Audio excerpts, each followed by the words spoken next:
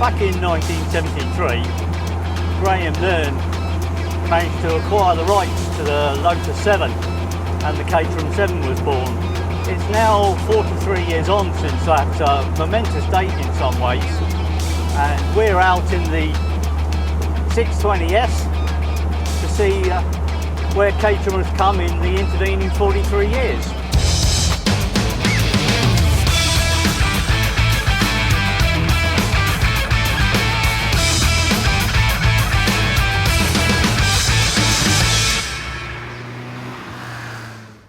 A few years ago, Caterham came up with this, the 620R.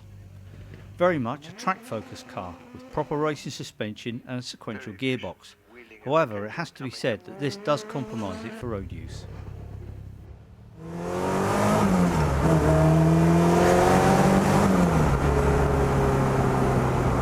Now, you're all saying, how on earth do you get 300 odd brake horsepower out of a 4-cylinder engine? And the secret in this case for Caterham is they've put a supercharger on it.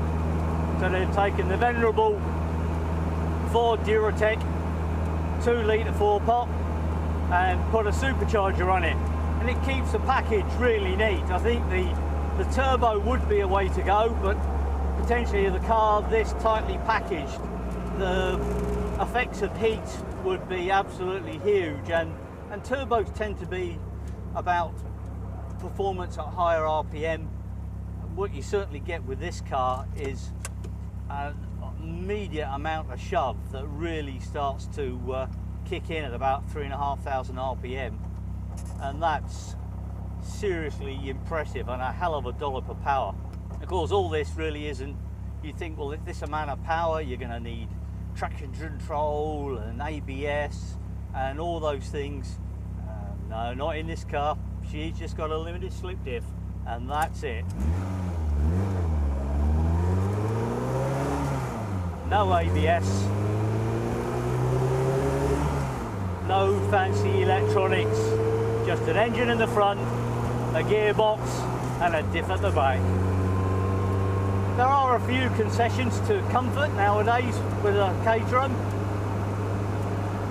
We have a small heater just to waft a little bit of warm air around the feet, but some of the real neat tricks, even with these full race seats, leather covered, and they're heated with 2-stage heating. How incredible is that?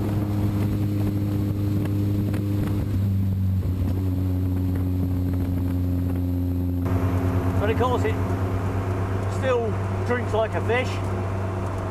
We barely get 25 litres in the tank, so you're not going far. If you're really careful with it, maybe you'd get 150 miles from the tank. So far, I think our best has been about 140. And when it hits the red, it doesn't half drop quick. So there's not much left after that point. But the good thing is it doesn't need any super fandango, super unleaded fuel. It just runs on normal unleaded.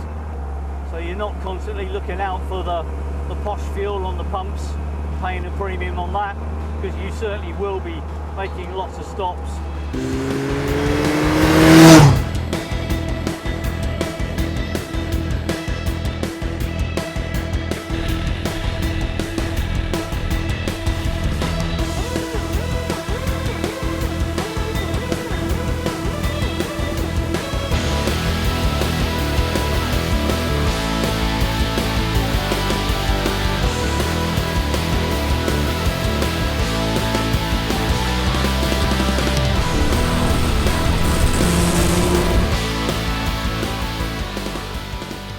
Those of us brought up on front-wheel drive cars, and that's the majority of us nowadays, this car takes a little bit of getting used to.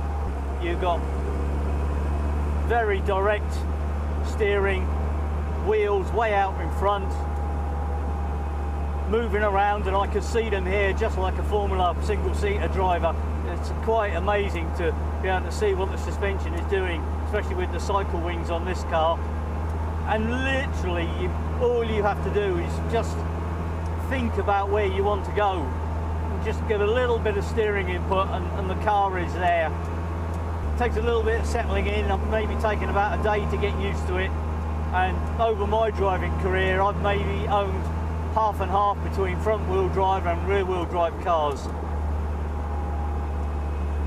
But then again, I don't think any rear wheel drive cars I've ever owned has been as powerful as this one on a brake horsepower to weight ratio. And certainly when I've driven ones like the Cosworth we tested earlier and the Nissan 350Z, yes, it's got the power, but they've also got all the toys to rein it all in. And with this, the only thing that's going to rein it in is your ability in the car. As a road car, it's a great fun tool. There's an awful lot of power. You only really exploit this kind of power out on the track.